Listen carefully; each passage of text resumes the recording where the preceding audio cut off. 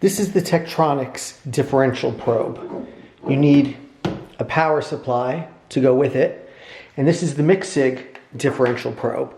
It too needs a power supply, accepting a USB-B input. I'm going to compare both of these and measure the inverter waveform on my induction heater to see which is better. When you're working on your electronics project, having good clean tracings is really important. And you don't want to get confused with a very weird, bizarre tracing being a circuit problem versus being a measurement problem. So here I'm going to show two tracings from the same of the inverter waveform. One of them is using the MicSig differential voltage probes. The other is using some old style Tektronix P5205 differential voltage probes. Going to crank up the voltage. Now the blue is the Tektronix. The yellow is the MicSig DP10013. So this is the MicSig. This is the Tektronix. And I'm just playing with the input lead. Now this is an old probe. It may not really look like this if it was brand new and they were still making these. But I look at a waveform like this and I'm thinking, what's wrong with my circuit? Where's the ringing coming from?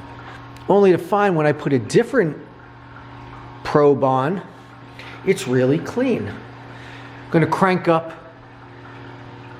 the power again, a little more.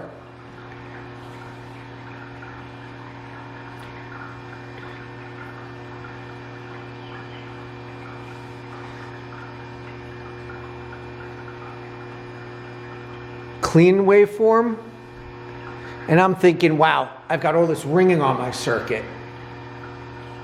And what do I have to fix? But in fact, I don't have to fix anything.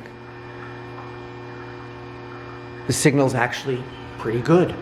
This is the MicSig differential input. It's pretty inexpensive. It gives an excellent waveform. It has its own self-contained power source, accepting a USB-B, which I'm using an old Apple power adapter to provide 5 volts to it.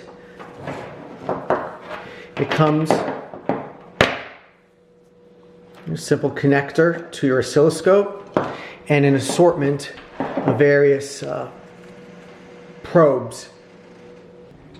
And it comes with some clamps if you want to clamp on your tank capacitors.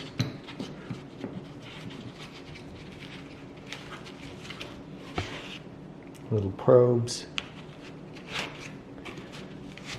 and clip-ons.